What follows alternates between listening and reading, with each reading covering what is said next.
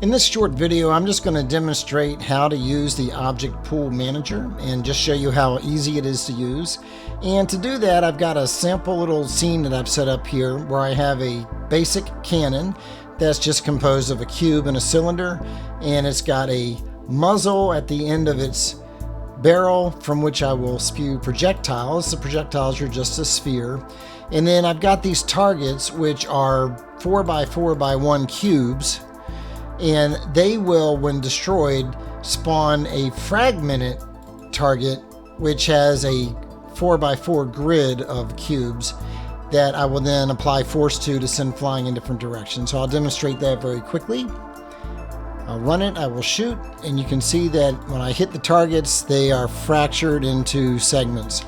Now, there's no object pooling currently in this project, and so if you're watching this video, I'm assuming you already know that when you are instantiating and destroying game objects in a Unity game, you're creating garbage that must be cleaned up by the garbage collector, which can affect performance, which is why we want to have an object pooler. So in this case, I'm spawning these projectiles, and then they get destroyed, and we're spawning new ones every time I fire, and then those are being destroyed. That's creating garbage.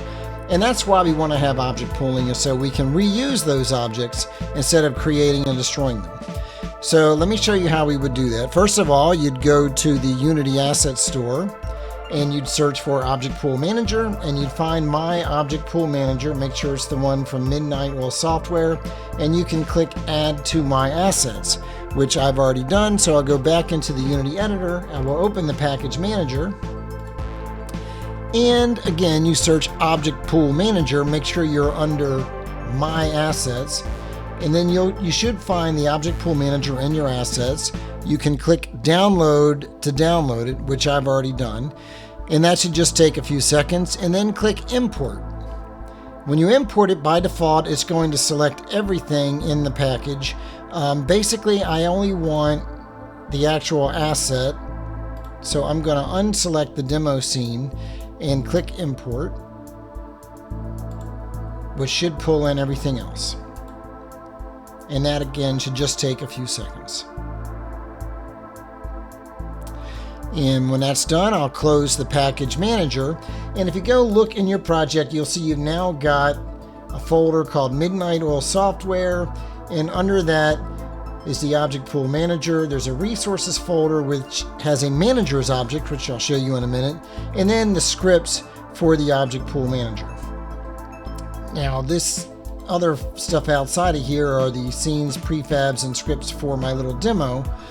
So first of all, let me show you what I think is one of the coolest features of this package.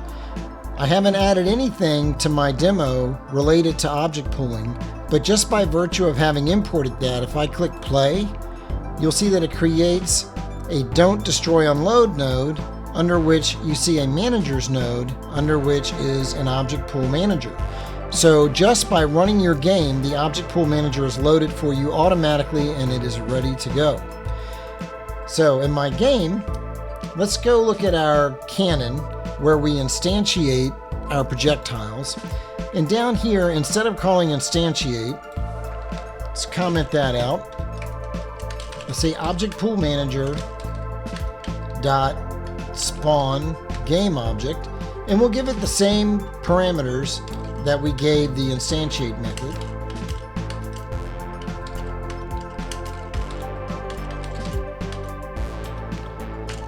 So you can see that spawn game object takes the same parameters as instantiate, and there's some overloads of this, so you can, if you don't want to pass in the position and rotation, you don't have to.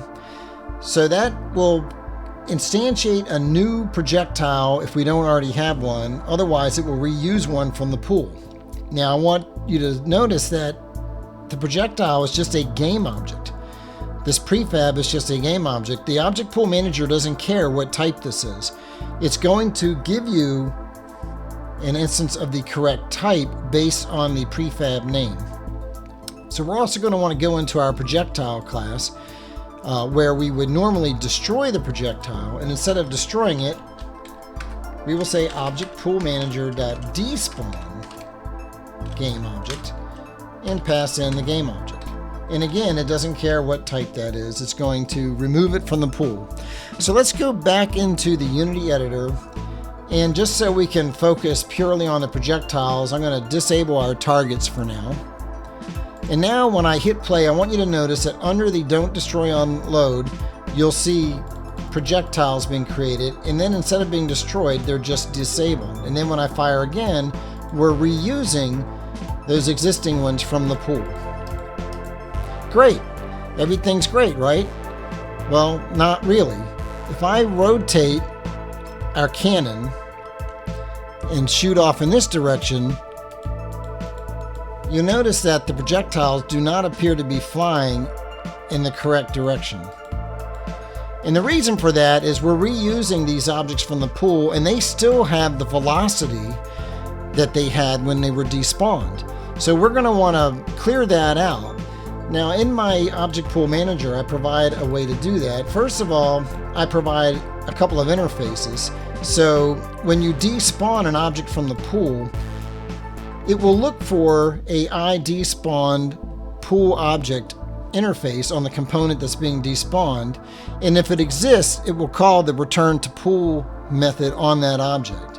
Now I could go into my script for my projectile, and I could implement that interface. I could come in here and say I despawn pool object, and I can implement that interface, and I could add a return to pool method and handle that here, but I think that would violate the single responsibility pattern. So I would actually recommend putting that on a separate component, and I actually provide in my Object Pool Manager a despawned object pool component. I can just drag that onto our projectile, and now there is a class that implements the iDespawn pool object. It basically will cache the rigid body, or rigid body 2D, if there is one, from our component, and then in the return to pool method, I will zero out the velocity and angular velocity. So that happens all automatically. If I go back into our game and I click play, let me get out of the prefab here. Now you see it's going to create those on the pool. I'm going to rotate our cannon and fire again, and you can see it's now firing in the direction that you would expect. So that's an easy way to handle a very common use case where all you want to do is zero out the velocity and angular velocity. Let's see how we can add object pooling to our targets. So we go into our target script,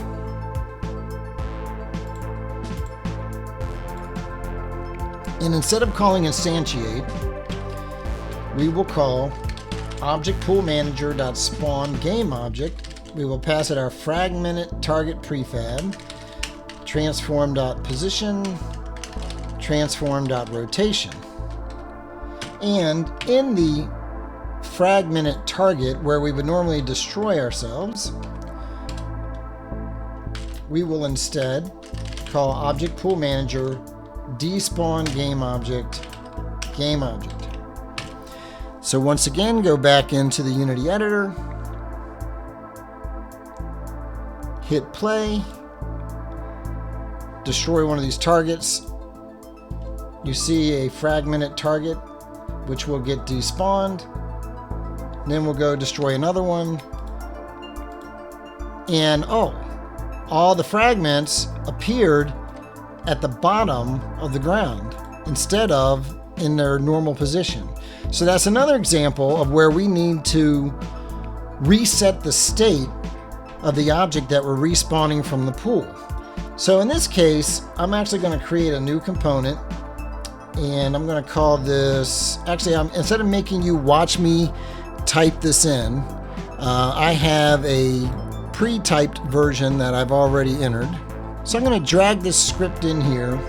It's called Reassemble Target Fragments. And if I open this up in the editor, I'll walk through really quickly what the code does. I cache my transform for performance, grab that in Awake. This has the retrieved from pool method, which is on the iRetrievedPool object interface from the Object Pool Manager. Essentially, I'm going to grab all our children and I'm going to iterate through them, and I'm going to take the position and the rotation from the prefab's children and assign them to our children. And I'm going to grab the rigid body off of our child objects and just zero them out.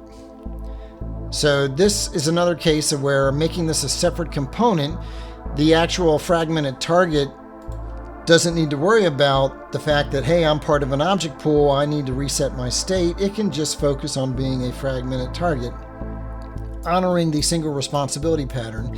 And also by splitting this up into two different interfaces, iRetrievedPool object and iDespawnPool object, I'm honoring the interface segregation principle of the solid principles. Now, in order for this to work, actually, we need to go into our fragmented target, and we want to add that component, which was called reassemble target fragments. Now, if we click play, destroy that target, wait for it to despawn, and there it is. You can see that it reassembled them to their correct positions, so the animation looks correctly when we destroy them.